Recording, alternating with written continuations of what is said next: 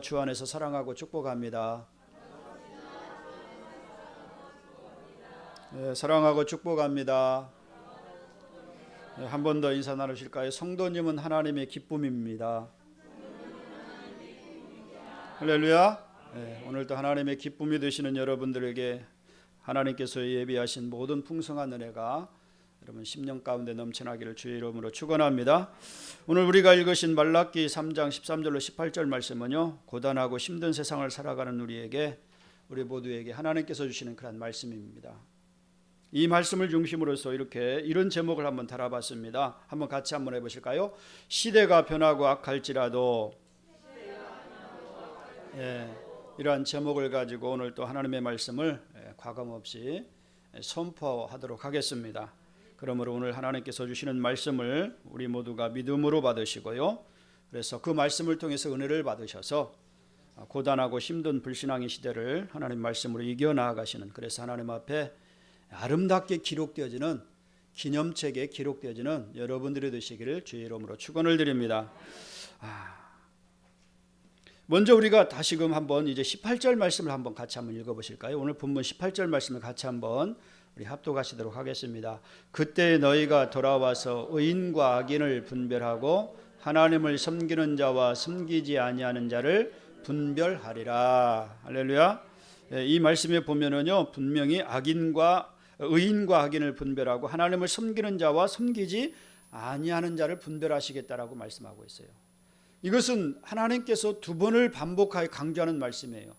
의인과 악인이 누구를 말하고 있어요? 후자에 따라오는 그런 말씀에 보면은 하나님을 믿는 자와, 그렇죠, 섬기는 자와 섬기지 아니하는 자를 일컬어 이제 이야기하고 있는 것을 보게 되죠. 그래서 그렇게 이제 분별을 하고 있는 거예요. 악인과 그리고 의인을 그렇게 선별해서 말씀해주고 있는 것을 보게 되어집니다. 그러므로요, 우리 주님께서 이 땅에 오실 때에 반드시 이루어질 것이 있어요. 그게 무엇입니까? 의인과 악인을 분별하신다는 것. 하나님을 섬기고 그리고 하나님을 섬기지 않는 자를 분명히 분별하셔서 영원한 천국이냐 아니면 그렇지 않느냐라는 것을 분명히 행하시겠다라고 말씀하시는 거예요. 그렇습니다. 오늘날 기독교는요, 수세적인 측면에 서 있음을 보게 되집니다. 수세적인 측면에 서 있어요. 세상의 억압을 받고 압박을 받고 끊임없는 그런 이제 핍박과 혼란 속에 이제 살아가는 것이 기독교의 모습인 것을 보게 되집니다. 여러분, 이 시대가 어떤 시대라고 얘기합니까? 포스트 모더니즘이라는 그런 이제 시대를 살고 있는 것 아니겠어요? 이 모더니즘이라는 그런 이야기는요, 이제 기존의 도덕적 권위와 전통을 부정하는 것을 이야기하고 있어요. 좋게 말하면은 새로운 것을 어떻게 추구해 보겠다는 그런 생각을 가지고 펼쳐가는 그런 시대를 말하고 있는데요. 그런데 그것이 하나님 말씀과 어긋난 그런 방향으로 갈 때가 너무나도 많이 있습니다. 말씀을 부정하고 하나님을 부정하고 하나님을 떠나서 살아가는 그러한 인간의 사상을 가지고 하나님을 대적하는 그런 일들이 일어나고 있는 것을 우리가 부정하지 못하는 것을 보게 되죠. 또 이 시대는 어떤 시대입니까? 종교 다원주의 시대가 되고 있는 것 아니겠어요? 다른 종교에도 구원이 있다. 그러니까 특별히 너희 기독교만이 구원이 있다라고 말하지 말라. 다른 종교에도 구원을 인정하라. 그러면서 지금 우리 기독교에서도요, 그와 같은 그런 것을 이야기하는 그 자유주의 신학에 빠진 사람들이 있지 않습니까? WCC라든지 WEA라든지 이와 같은 단체가 암암리에 나와가지고 종교는 하나이고 그리고 모두가 또 이와 같은 그런 포용력을 가지고 살아가야 한다. 말로는 참 좋은 의미를 가지고 있어요. 그런데 말씀에 어긋난 그런 행동을 하고 있는 시대에 살고 있다는 거예요. 그런가 하면은요, 서구 사회를 이제 지배하는 무신론이 이제 팽배해져 가는 것을 보게 되죠. 신을 믿지 않아도 우리는 살아갈 수 있는 것이다. 그래서 무신론자들이 많이 생기는 것을 보게 되죠. 그리고 동성애와 같은 그런 반성경적 이슈들의 이제 도전을 받고 있는 것이 현실 아니겠습니까? 지금도 우리나라도요, 포괄적 이제 차별금지법이 지금 이제 상임위에 이제 상정이 되어 있다라고 하지 않습니까? 국회 법사위에 그것이 상정이 되어 있다라고 얘기를 하고 있잖아요. 숱하게 많이 상정이 되었지만 그것이 계속해서 기각이 되어졌어요. 그런데 지금 또 이제 정의당에서 그와 같이 그것을 상정해 가지고 그것을 법사에서 다뤄 가지고 그것을 만약에 통과시키면은요, 이제 국회에서 그것을 이제 표결을 해 가지고 통과가 되어진다는 거예요. 오늘 또 보니까 한겨레 기자가 유해 차별금지, 이 포괄적 차별금지법이 통과되지 않는가, 교회 탓을 하고 있는 것을 보게 되죠. 교회 탓을 하고 있어요. 당연히 우리는 성경적인 것을 가지고 이야기하는 것 아니겠습니까? 우리가 세상 기준을 가지고 우리가 판단하는 것이 아니에요. 성경에 말씀하신 것을 가지고 우리가 그 기준을 가지고 이야기하는 것 아니겠습니까? 그런 이슈들이 지금 우리 기독교인들을, 특히나 믿는 성도들을 억압하고 힘들게 만들고 점점 사회에서 고립시켜가는 그런 현상이 나타나고 있다는 거예요. 뿐만 아니라 교회는 내적으로도 신앙의 확고함을 세우는데 어려움을 겪고 있는 것이에요. 신앙의 확고함을 세워감에 있어서 극히 어려움을 많이 당하고 있는 것을 보게 되죠.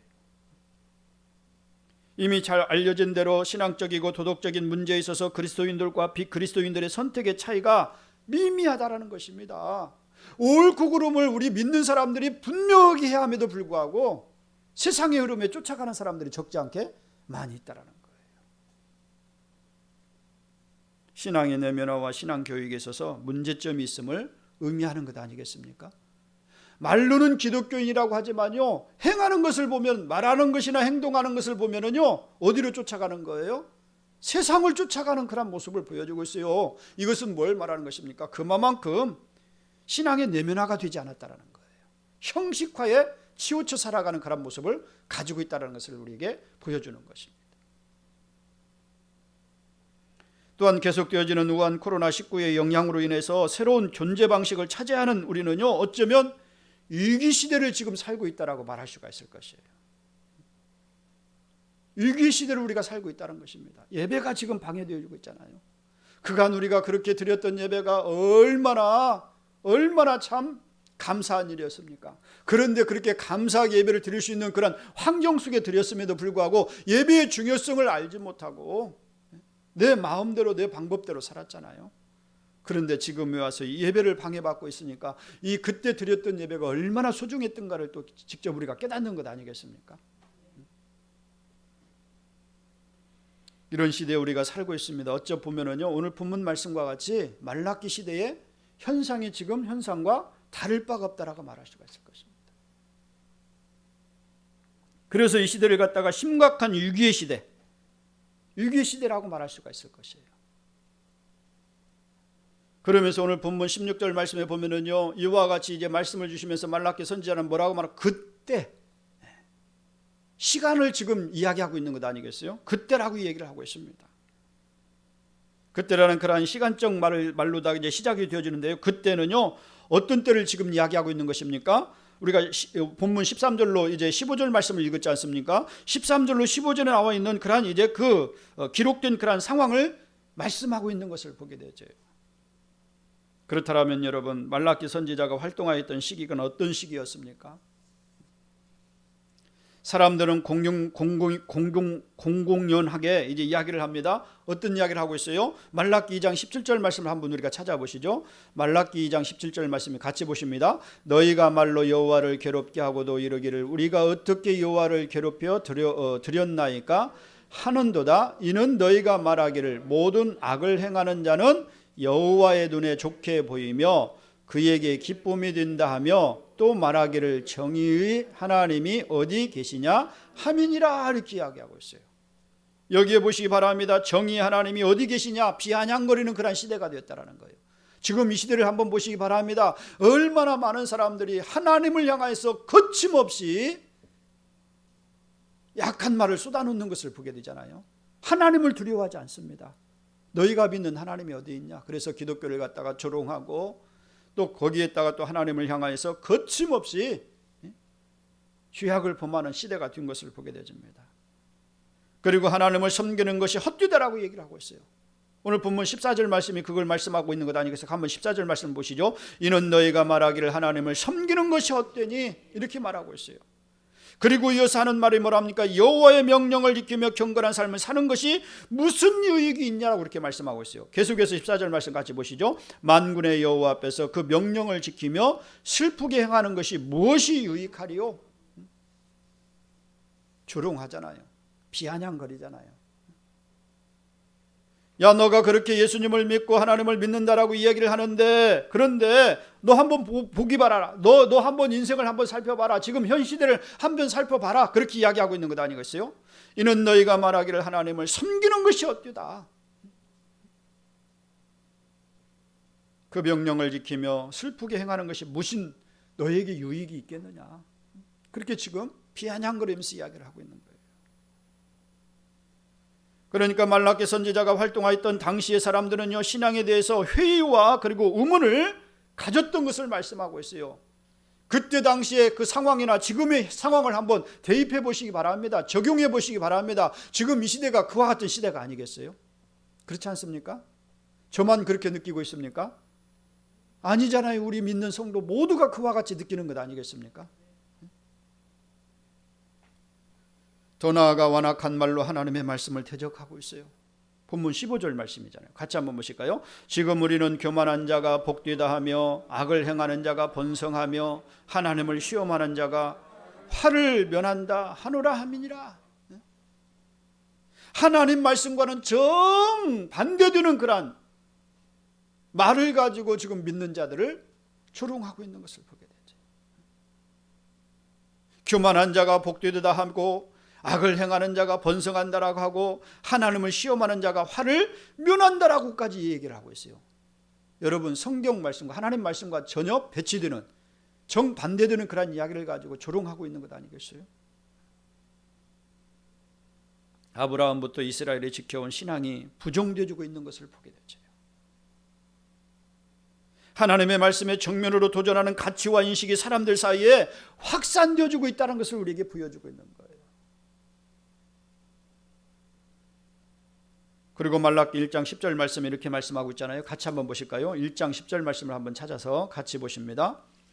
1장 10절입니다. 만군의 여호와가 이르노라 너희가 내 제단 위에 헛되이 불사르지 못하게 하기 위하여 너희 중에 성전 문을 닫을 자가 있으면 좋겠도다.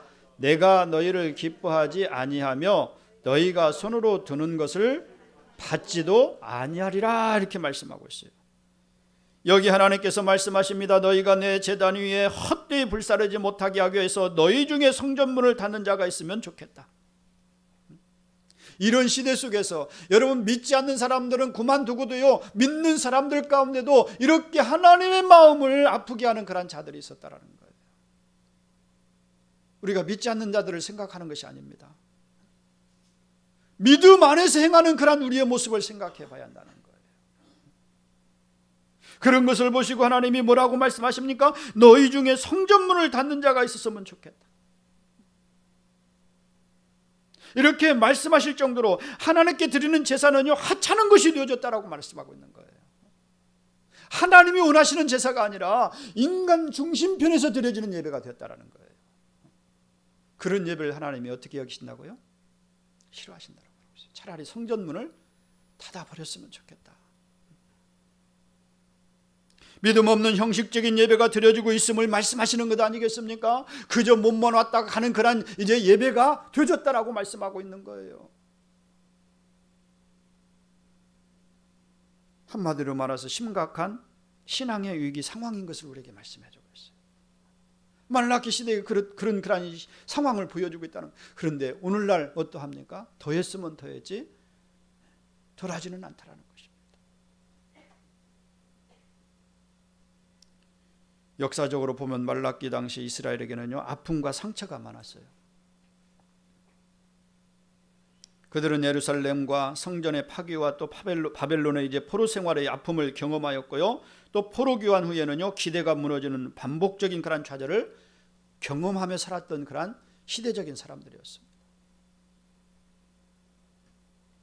우여곡절 끝에 제2성전이 건축되었음에도 불구하고 여전히 과거의 영광이 회복되지 않은 그런 현실 앞에서 이스라엘 백성들은 절망할 수밖에 없었어요. 좌절할 수밖에 없었어요. 그러한 가운데 이스라엘은 믿음을 잃었고요,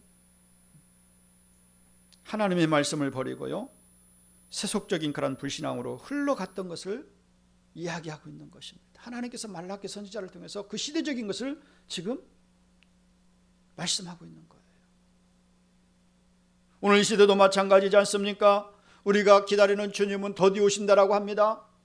언제 오실 줄은 알 수 없습니다. 그런 가운데 여러 가지 환란이 있잖아요. 믿는 백성들에게도 똑같은 환란이 닥치고 어려움이 닥치고 시련이 닥치고, 어떻게 보면 믿는 사람들이 더 많은 고통 가운데 있는 것을 보게 되죠.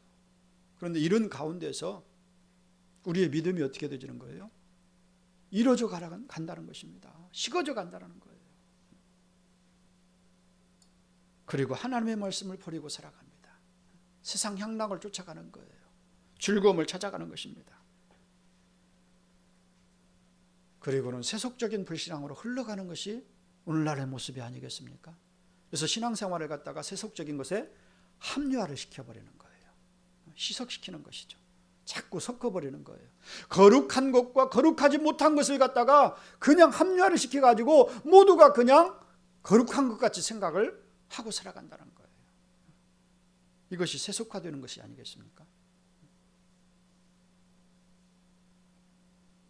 조지 월 부시 대통령의 인력 담당 보좌관이었던 레스 소로바라는 그런 사람이 있습니다. 이 레스 소로바라는 사람이 신뢰라는 그런 이제 책을 썼는데, 이 책에서 미국 사회의 신앙 위기에 대해서 이제 말을 하고 있어요. 이렇게 말한 것이 지금 우리의 현실과 너무나도 똑같은 그런 이제 일들이 일어나고 있다는 거예요. 미국과 캐나다 사회에서 믿음은 할아버지 때의 경험이요, 감동이요, 기적이었는데, 아버지 때에는 그것이 전통이 되고, 아들 때에는 그저 그런 것이 되고, 손자의 시대에는 믿음은 귀찮은 것이 되었다. 레스 소바르라는 사람이 그의 책에서 이렇게 이야기를 하고 있어요. 미국과 캐나다가 지금 시대를 흐려가고 있다는 거예요. 그런데 오늘날 우리나라도 한번 생각해 보시기 바랍니다. 우리 한국교회도 그렇지 않습니까? 할아버지 때에는 경험이고 감동이고 기적이었다라면 아버지 때에는 그것이 전통이 되었고, 아들 때에는 그저 그런 것이 되었고, 손자의 시대는 믿음은 귀찮은 것이 되었다. 지금 우리 단계가 어느 단계까지 이르렀을까요? 네? 한번 여러분들이 한번 판단을 해보시기 바랍니다. 네? 아들의 대까지 이르렀을까요? 손자의 대까지 이르렀을까요? 네? 손자의 대까지 이르렀어요. 믿음은 귀찮은 것으로 생각하고 있어요. 믿음은 귀찮은 존재로 생각해 버렸습니다. 사랑하는 성도 여러분, 오늘날 우리 사회도 이러한 현상을 따라가는 것이 아닌가 우려스러워요. 아니, 이미 지금 그런 현상들이 일어나고 있다는 것을 우려하지 아니할 수가 없습니다. 지금 우리의 현실도요, 심각한 위기 상황에 있는 것입니다. 이것은 먼 나라의 다른 나라 이야기가 아니에요. 오늘 우리 한국교회가 직면한 그런 모습인 것을 우리가 깨달아야 할 줄로 믿으시기 바랍니다. 이 우려했던 그런 이 현실이 우리 앞에 지금 닥친 것 아니겠습니까? 그런 상황 가운데서 여러분이 말라기 이 상황 가운데서 그때에 이렇게 타락하고 하나님을 서슴없이 대항하고 하나님을 향하여서 범죄하고 하나님을 두려워하지 않는 그런 상황 가운데서 하나님께서 그때에 말씀을 주시는 거예요. 뭐라고요? 그러한 때에도 하나님께서 말씀하시는데, 그때에 여러분 16절 말씀을 우리가 봤잖아요. 그때에 다시 한번 보실까요? 16절 말씀입니다. 그때 여호와를 경외하는 자들이 피차에 말하매 여호와께서 그것을 분명히 들으시고 여호와를 경외하는 자와 그 이름을 존중히 여기는 자를 위하여 여호와 앞에 있는 기념책에 기록하셨느니라. 그러한 그때에 여호와를 경외하는 사람들이 있었다라고 하나님은 말씀하고 있어요. 모든 사람들이 하나님을 떠나고 하나님의 말씀을 거역하고 그리고 자기의 어떤 육적인 그런 것을 도모하며 살아가는 그런 삶을 살아가는 가운데 있었지만, 그때에도 하나님을 경외하는 자들이 있었다라고 말씀하고 있어요. 그렇잖아요. 16절 말씀을 보시기 바랍니다. 여호와를 경외하는 자와 그 이름을 존중히 여기는 자들이 존재하고 있었다는 것을 말씀해주고 있어요. 여러분, 중요한 것은 그 소수의 사람들인 줄로 믿으시기 바랍니다. 모두가 하나님을 떠났어요. 말씀을 거역했어요. 세상 향락을 쫓아갔습니다. 그런데 극히 소수의 사람들이 하나님을 경외했다는 거예요. 그들이 비차이하는 말을 여호와께서는 분명히 들으셨다라고 말씀하고 있어요. 하나님이 들으셨다는 거예요. 사람이 들은 것이 아니라 그들이 하는 이야기를 누가 들으셨다고요? 하나님이 들으셨다는 거예요. 그리고 그들을 위하여서 몇 가지 조치를 취하시는 것을 보게 되집니다. 들으시고 그들을 보셨고 몇 가지 조치를 취하시는데요, 불신앙과 방종과 그리고 형식적인 예배와 여호와를 대적하는 것이 세상을 다 뒤엎은 것과 같은 시대에 믿음의 사람들, 여호와를 경외하는 사람들의 행동을 하나님은 바라보고 계셨을 뿐만 아니라 들으셨고요, 그들을 위해서 하나님께서 일하시고 계신 것을 우리에게 말씀해 주고 있어요. 오늘 이 시대도 우리 하나님은 이러한 자들을 주목하고 계신 줄로 믿으시기 바랍니다. 이러한 성도를 찾고 계시는 줄로 믿으시기 바랍니다.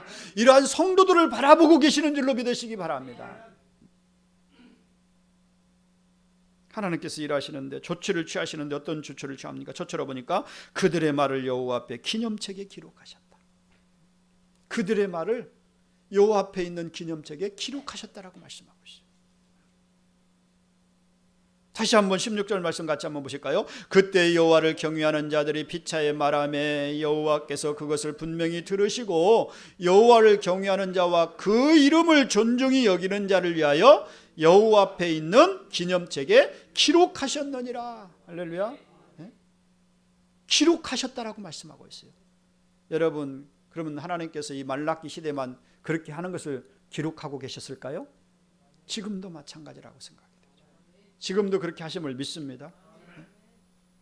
많은 사람들이 믿음이 참으로 식어지고 믿음이 귀찮은 것으로 여기며 믿음을 떠나버리는 그런 이제 믿음을 잃어버리는 그런 삶 가운데 살아가고 있지만 그 중에도 극히 소수수가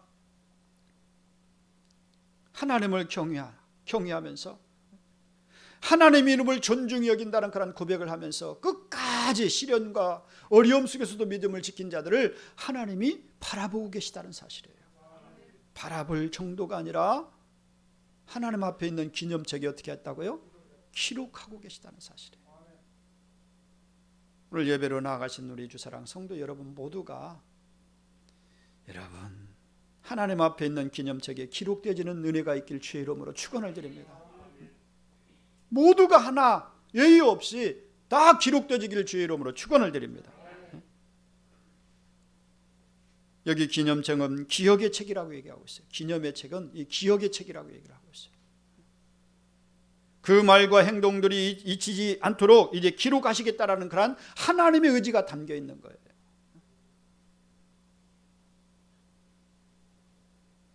여러분, 사람은 그들의 말을 시대에 맞지 않는 어리석은 말이라 생각하고요, 흘려버리겠지만요, 그러나 우리 하나님은요 그들의 말을 들으시고 기념책에 기록하시는 줄로 믿으시기 바랍니다. 그러니까 우리가 신앙생활하면서 말 한마디가 얼마나 중요한지 몰라요.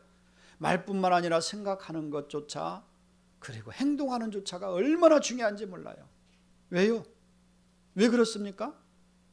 예, 낱낱이 우리의 모든 것을 기념책에 기록하고 계시기 때문에. 그러므로 여러분, 나는 어떤 모습으로 기념책에 기록되어지는가를 한번 두려운 마음을 가지고 여러분 뒤돌아볼 수 있길 간절히 바랍니다. 그 다음에 두 번째로 하나님께서 어떤 조치를 취하십니까? 그들을 여호와의 특별한 소유로 삼아 아끼시겠다라고 말씀하고 있어요. 야, 특별한 소유로 삼으셔서 하나님이 아끼시겠다라고 말씀하고 있어요. 17절 말씀입니다. 같이 한번 보실까요? 만군의 여호와가 이르노라 나는 내가 정한 날에 그들을 나의 어떤 소유로요? 특별한 소유로 삼을 것이요. 네, 이렇게 말씀하고 있어요. 그 다음에 같이 보십니다. 또 사람이 자기를 섬기는 아들을 아낀 같이 내가 그들을 아끼리니 이렇게 말씀하고 있어요. 내가 정한 날에 그들을 나의 특별한 소유로 삼고 사람이 자기를 섬기는 아들을 아낌과 같이 내가 그들을 아끼겠다. 특별한 소유로 삼으시고 특별한 존재로 아끼시겠다라고 하나님께서 말씀하고 있어요. 누구를요? 어떤 사람을요? 그렇죠. 여호와를 경외하고 그 이름을 존중히 여기는 자를 그렇게 하시겠다라고 말씀하고 있어요. 여기 내가 정한 날이라는 그런 말씀이 나옵니다. 중요한 말씀이에요. 내가 정한 날에. 이 정한 날이라는 말씀은요, 심판의 날을 말씀하고 있는 거예요. 심판의 날을 말씀하고 있는 거예요. 그러면서 4장 1절 이하의 말씀이 계속 이어지고 있는 것 아니겠습니까? 한번 4장 1절 말씀을 같이 한번 보시죠. 만군의 여호와가 이르노라 보라 용광로로 불같은 날이 이르리니 교만한 자와 악을 행하는 자는 다 지푸라기 같을 것이라 그 이르는 날에 그들을 살라 그 뿌리와 가지를 남기지 아니할 것이로되 이렇게 말씀하고 있어요. 여러분 17절 말씀과 이 4장 1절의 말씀은 전혀 대조적인 말씀이에요. 하나님을 경외하고 하나님의 이름을 존중히 여기는 자들은 기념책에 기록하시고 특별히 또 특별한 소유로 삼으실 뿐만 아니라 아끼는 자로 삼으시겠지만 그렇지 않은 자들은 어떻게 하시겠다고요? 4장 1절 말씀에 보니까 너무 상반된 그런 모습을 보여주고 있다는 것입니다.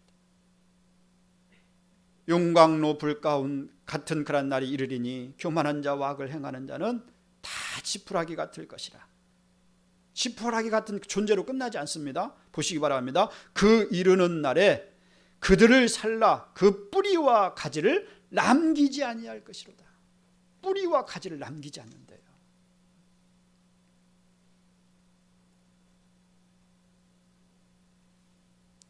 그날은 악인들의 존재 자체, 그러니까 뿌리와 가지가 소멸되는 심판의 날이에요. 악인들이 소멸되어지는 심판의 날을 말씀하고 있는 거예요. 그러면서 또 다시금 또 약속을 주십니다. 2절 말씀입니다. 4장 2절 말씀이요. 같이 보시죠. 내 이름을 경외하는 너희에게는 공의로운 해가 떠올라서 치료하는 광선을 비추리니 너희가 나가서 요양간에서 나온 송아지같이 뛰리라. 할렐루야. 네? 재차 하나님을 경외하는 자들을 향한 그들을 향한 하나님의 약속을 지금 주고 계시는 거예요. 공의로운 해가 태양이 떠올라서 치료의 강선이 발해져서 그들이 요양에서 나온 송아지와 같이 기뻐 뛰는 생명의 날을 맞이하게 될 것이다라고 말씀합니다.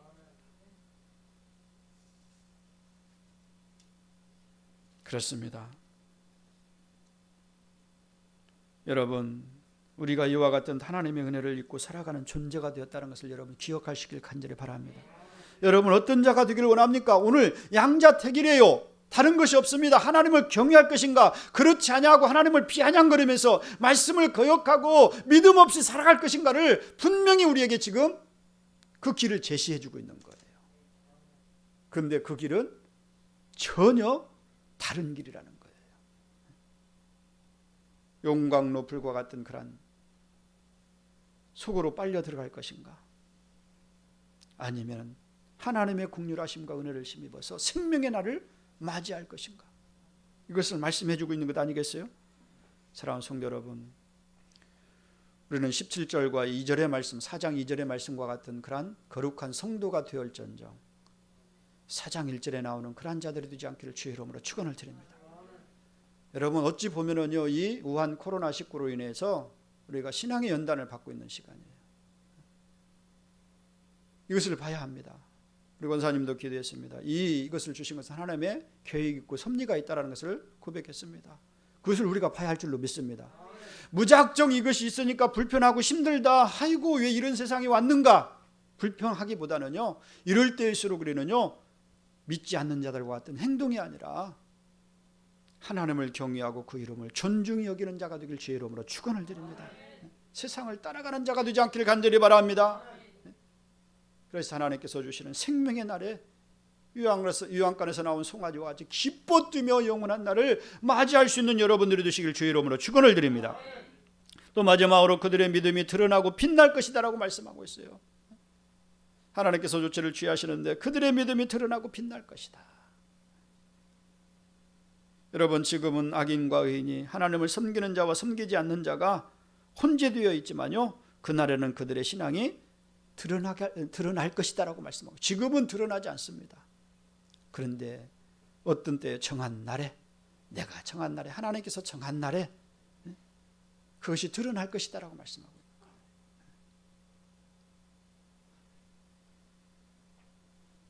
여러분, 참 이 말씀을 우리가 받으면서 두렵지 않습니까?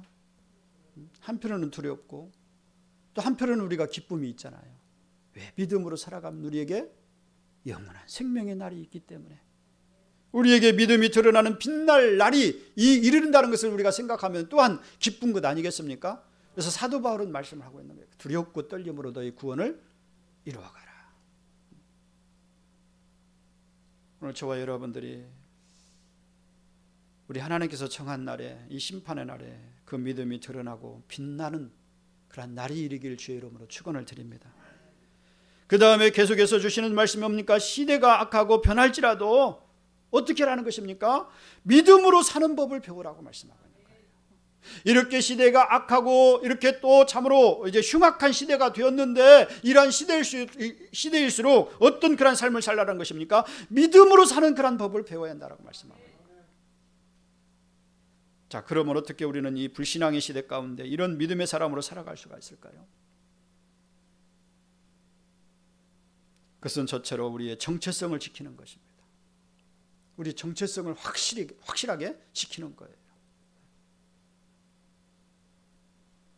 여러분, 여호와의 하나님께서 살아계신 증거가 삶에 나타나지 않고 또 악인이 번성하고 교만한 자를 복되다 하는 사회 속에서 믿음의 사람으로 살아가는 것이 쉽지는 않아요. 그렇잖아요? 결코 쉬운 일이 아니에요. 낙심과 절망의 현실이 우리의 믿음을 짓누르는 그런 상황 가운데서 우리가 어떻게 믿음의 사람으로 살아갈 수 있을 것인가, 그런 아마 회의감도 들 것입니다. 그러나 여러분, 그럼에도 불구하고 우리는 내가 누구인가를 항상 생각하며 살아가야 할 줄로 믿습니다. 내가 어떤 정체성을 가진 사람인가를 생각해야 하는 줄로 믿습니다. 세상 사람들과 똑같이 흘러가는 인생이 아니라, 나는 분명히 하나님의 자녀이고 거룩한 하나님의 백성이고 왕같은 제사장인 것을 하나님이 나를 택하여 불러주셨고 지명하여 불러주셨고 하나님의 자녀라 일컬어 주셨다라는 예수 그리스도를 보내시기까지, 죽기까지 나를 사랑해 주신 하나님의 사랑을 입은 자라는 정체성을 가지하는 줄로 믿으시기 바랍니다.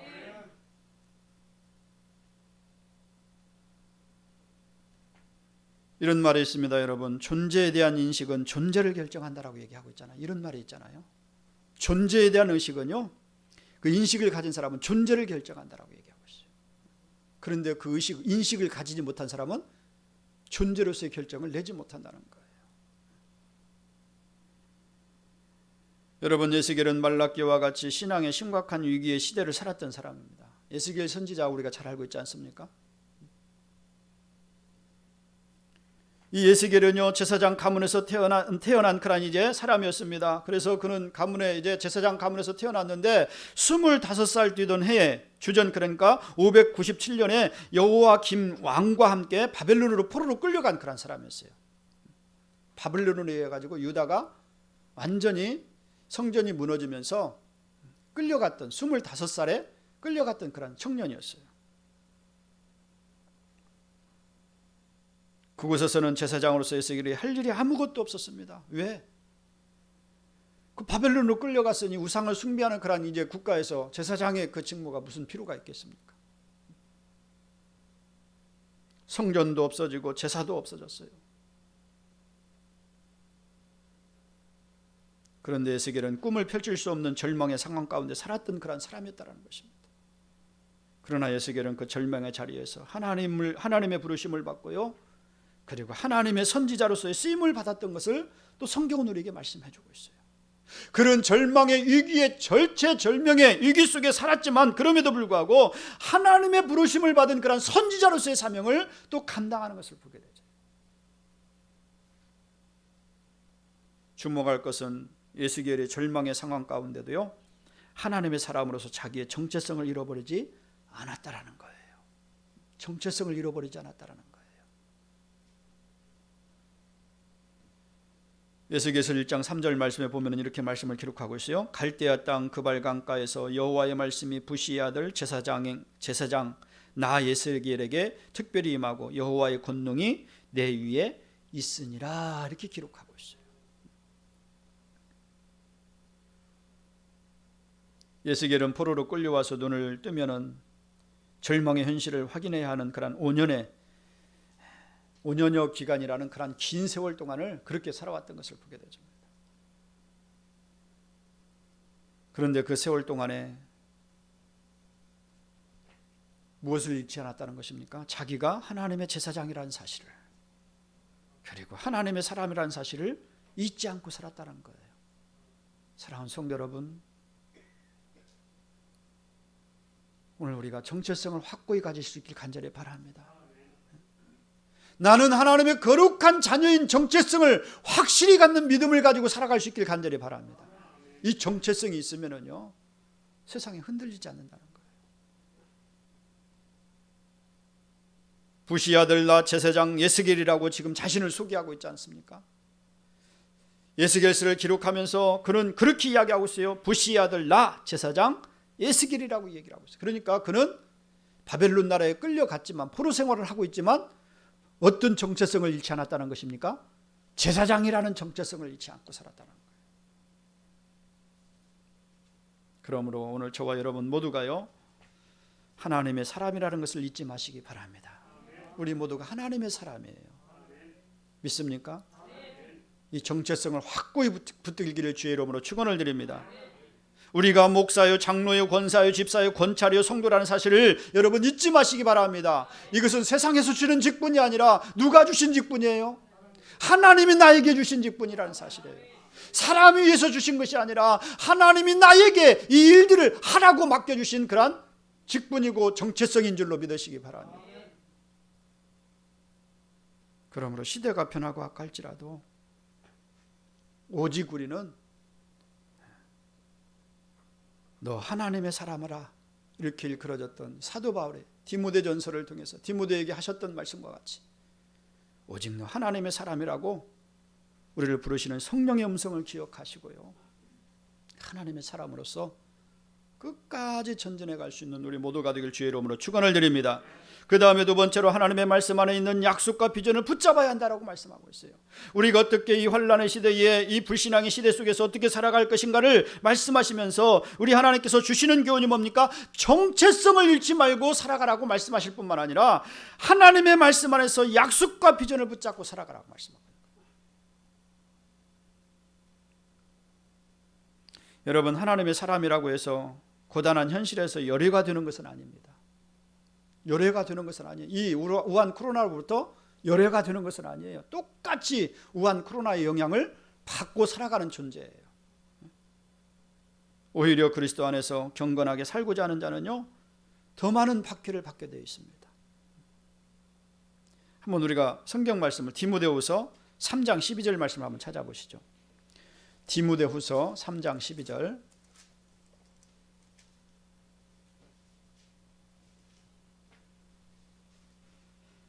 같이 보십니다. 무릇 그리스도 예수 안에서 경건하게 살고자 하는 자는 박해를 받으리라, 이렇게 말씀하고 있어요. 그리스도 안에서 경건하게 살고자 하는 자는 오히려 세상으로부터 어떻게 된다고요? 박해를 더 많이 받는다라고 말씀하고 있어요. 그렇다면 어떻게 이 고단한 현실을 이겨낼 수가 있는 것입니까? 박해를 더 많이 받는다라고 하는데, 그렇다면 이 현실 앞에서 우리가 어떻게 이겨낼 수가 있는 것입니까?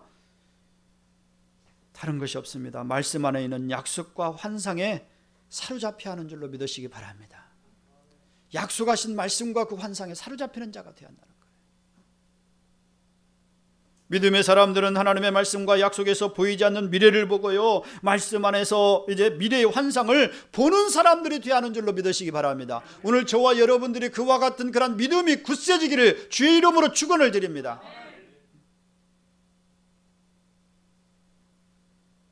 오늘 말라기 말씀은 여호와를 경외하는 자들에게 환상을 보여주었어요. 환상을 보여주었어요. 용광로와 같은 불이 교만한 자와 악을 행하는 자들을 지푸라기처럼 불태우고요, 그 뿌리와 가지를 살라버리는 환상을 보여주셨습니다. 그래서 말라기 선지자가 이 어려운 시기에, 힘든 시기에 이 하나님께로부터 받은 환상이 그것 아니겠습니까? 그래서 성령의 감동하심을 따라서 오늘 본문 말씀을 기록한 것 아니겠어요?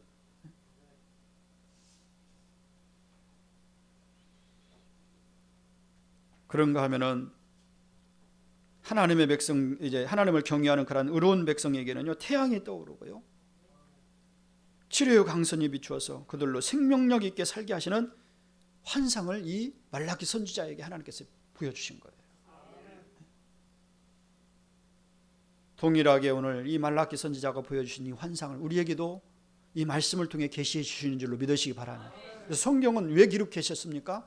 하나님의 하실 일들을, 이루실 일들을 우리에게 계시로 보여주시는 말씀이에요.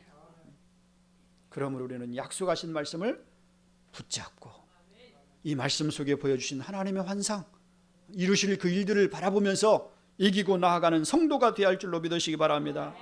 말씀 안에 고단한 현실을 이길 수 있는 비전이 여기에 있음을 우리에게 가르쳐주고 있는 거예요.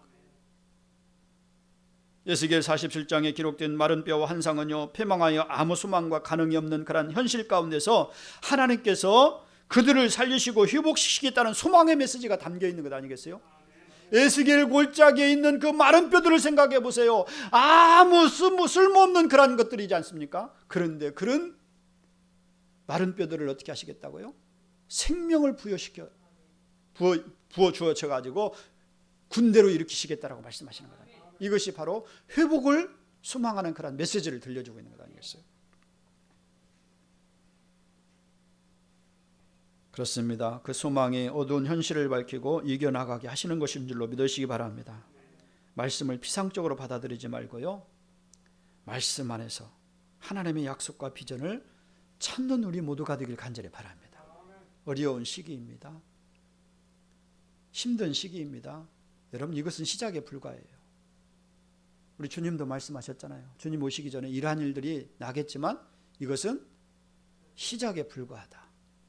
한번 우리가 마태복음 24장을 한번 다시 한번 찾아보시죠. 시작에 불과한데, 그런데 이러한 것들을 보거든 어떻게 하라고요?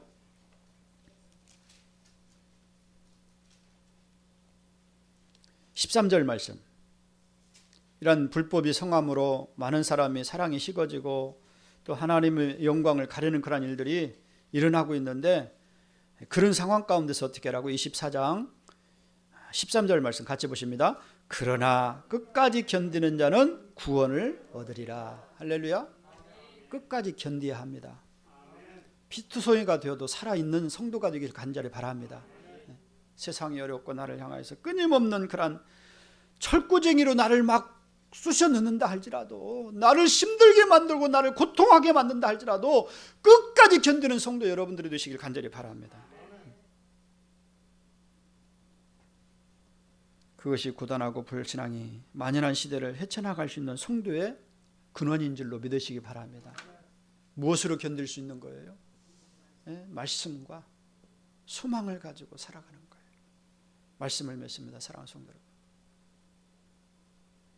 우리가 하나님의 자녀라는 사실을 여러분 잊지 마시기 바랍니다. 내가 하나님의 사람이라는 사실을 기억할 수 있길 간절히 바랍니다.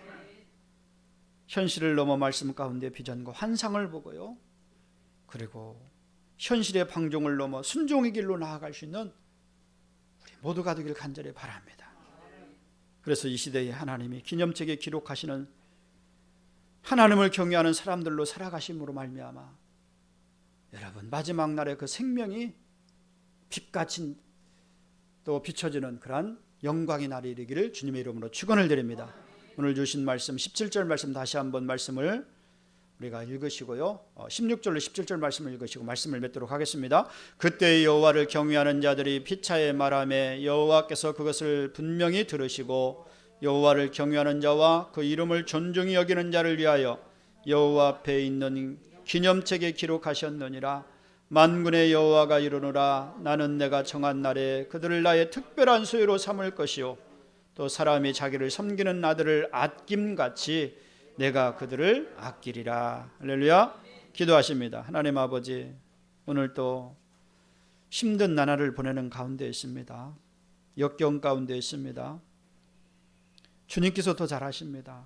그런 가운데서도 이 말라기 시대의 영적 상황을 말씀을 기록하여 계시해 주셨고 알게 하셨고, 또 이 시대의 아버지 우리의 영적 상태를 점검할 수 있도록 인도하시니 감사를 드립니다. 오늘 말씀을 주셨사오니 이 혼란한 시대에, 폐역한 시대에, 죄악이 극치를 이루는 가운데 하나님이 어디 있느냐, 하나님이 있으면 보여주라 피아냥거리며 거침없이 하나님을 향하여서 죄를 범하는 이 시대 속에서